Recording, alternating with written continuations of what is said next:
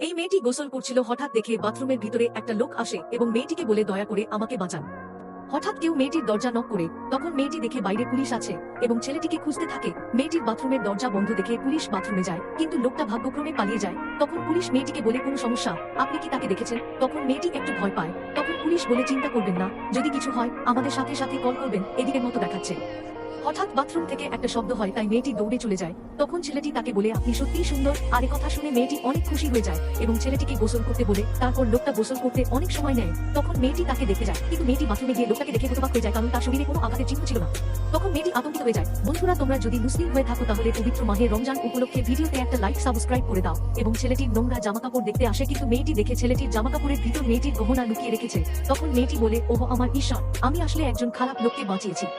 তখন মেয়েটি ছেলেটির কাছে যায় এবং মিথ্যা ভালোবাসার অভিনয় করে তাকে মারে। তখন ছেলেটি অজ্ঞান হয়ে যায়। তারপর মেয়েটি ছেলেটির ফোন নিয়ে পুলিশকে ফোন করে এবং লোকটাকে ধরিয়ে দেয়।